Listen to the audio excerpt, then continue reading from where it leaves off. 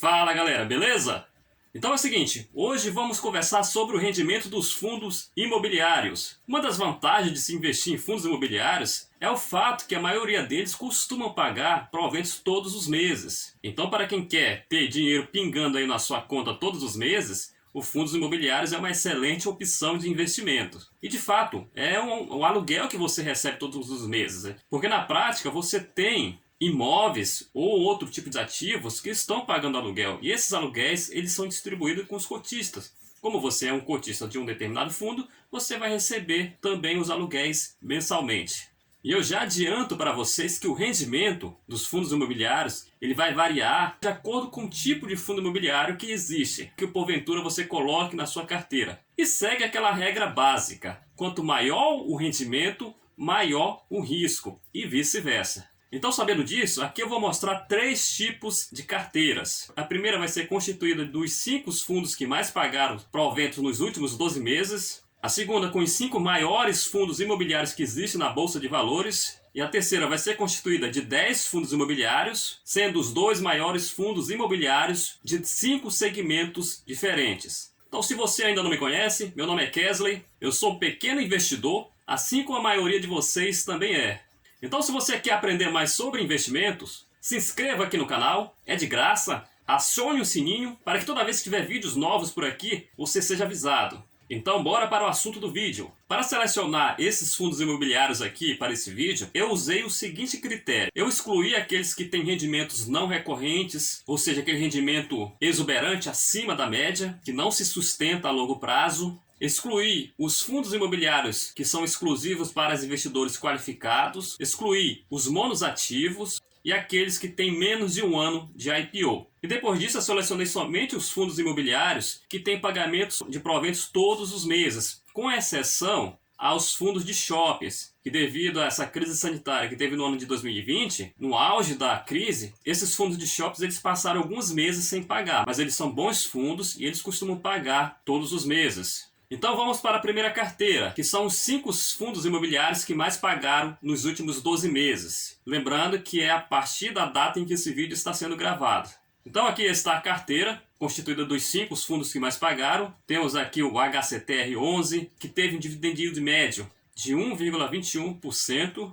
REC-R11, BAR11, também com 0,89% de dividend yield médio, o Habitat com 0,84% e o CVBI11 com 0,83%. E o interessante é que todos esses fundos eles são do segmento de papel. Nós estamos num período da economia em que os fundos de papéis estão pagando bastante, maiores do que os fundos de tijolos, porque a maioria deles eles são atrelados ao IGPM e ao IPCA. Então, nesse momento, o IPCA e o IGPM principalmente está em alta, então eles acabam pagando bastante. Então essa carteira ela vai ter um dividend yield médio de 0,92%, ou seja, 0,92% ao mês. Uma coisa importante que eu tenho que falar é que eu simulei esta carteira ela possuindo a mesma quantidade de investimentos, ou seja, de dinheiro, para cada fundo imobiliário aqui. Então essa carteira, se fosse de 10 mil reais, eu teria investido 2 mil reais em cada um desses 5 fundos imobiliários.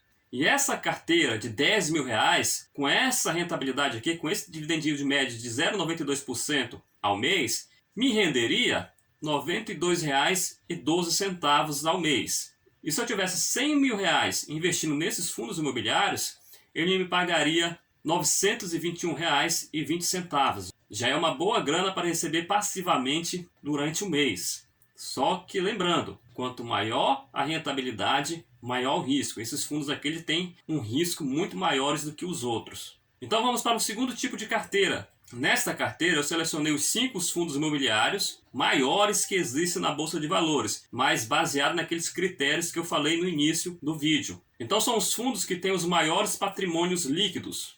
E essa carteira é composta pelos 5 fundos aqui, ó, KNCR11, KNRI11, BRCR11, HGLG11 e JSRE11. E aqui está o dividend yield médio de cada um deles. O KNCR11 com 0,37% e o maior deles aqui é o BRCR11 com 0,54% ao mês. O dividend yield médio dessa carteira vai ser de 0,46%. Então, 10 mil reais nessa carteira renderia R$ 46,70. E se essa carteira tivesse 100 mil reais investido nesses fundos imobiliários, ela renderia ao mês R$ 467,70. Antes de seguir para a terceira carteira, se você está gostando desse vídeo, não esquece, deixa seu like aí e se inscreva no canal também.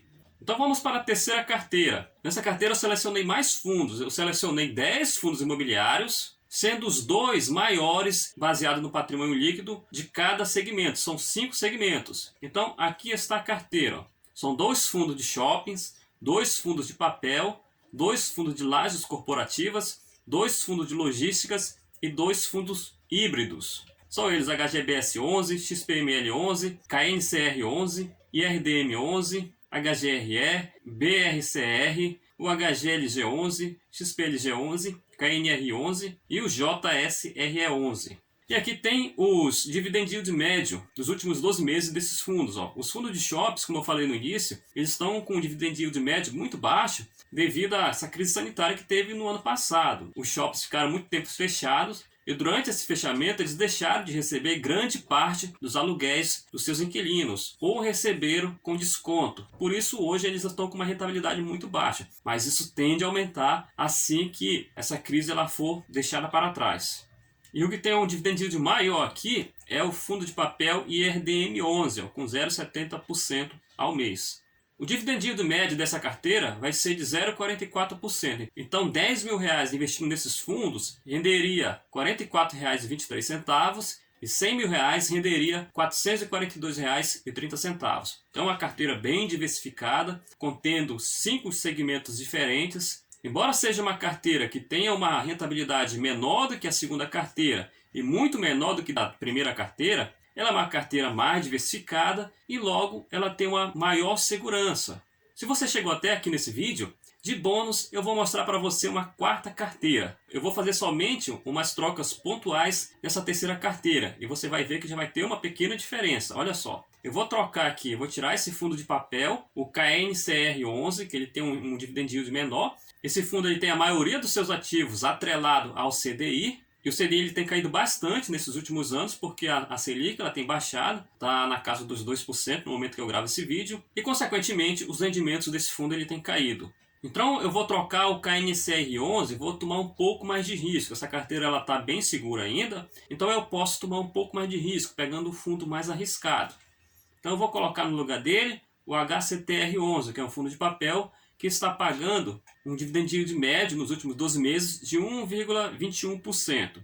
E eu vou tirar um dos fundos de lajes corporativas, o BCR11, porque eu já tenho um outro de laje, tenho mais 2 híbridos. Esses 2 híbridos, eles também possuem edifícios de lajes corporativas. Então eu vou tirar o BRCR11, embora ele tenha um dividend yield maior do que o HGRE11, ele é menor em termos de patrimônio líquido que o HGR11. Então eu vou deixar o HGRE11. E vou colocar no lugar do BCR11 um outro fundo de papel, o RECR11, que tem um dividend yield dos últimos 12 meses de 0,83%. Então essa carteira, antes de eu fazer essas substituições, ela estava com um dividend yield médio de 0,44%. Agora, com essa troca desses 2 fundos imobiliários, ela subiu para 0,55% ao mês. E uma carteira de 10 mil reais, com essa carteira, ela renderia R$ 55,64 ao mês. E uma carteira de 100 mil reais renderia R$ 556,40.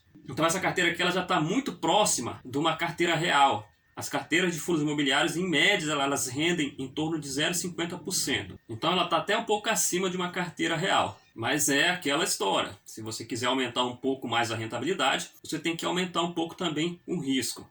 Agora você está achando pouco uma carteira de 100 mil reais pagar R$ 556 ao mês? Se você acha pouco, vamos fazer uma seguinte comparação. Vou comparar aqui essa última carteira que tem dividend yield de 0,55% ao mês com a poupança e com o Tesouro Selic. Aqui tem as rentabilidades. Poupança paga somente 0,11% ao mês e o Tesouro Selic paga somente 0,16% ao mês, sem descontar os impostos. Lembrando, a carteira de 10 mil reais renderia R$ 55,64. Na poupança, somente R$ 11,60. E lá no Tesouro Selic, renderia R$ 16,60. Já a carteira de 10 mil reais renderia R$ 556,40 ao mês na poupança estaria rendendo R$ 116 e no Tesouro Selic estaria rendendo R$ 166. Isso sem falar nos descontos que varia de 22% a 15% no momento que a pessoa for vender o título. E também aqui não estou considerando o acúmulo dos juros compostos. Aqui seria se hoje nessa carteira tivesse R$ 100 mil,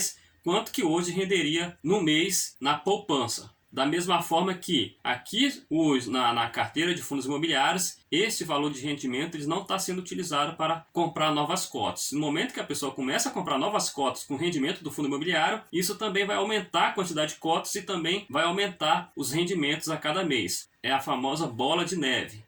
Como eu já falei, a rentabilidade dos fundos imobiliários vai variar de acordo com o tipo de fundos imobiliários. Quanto maior o risco, maior vai ser a rentabilidade. E quanto menor o risco, menor vai ser a rentabilidade. Então é bom diversificar para você balancear ali o risco e também ter uma rentabilidade aceitável.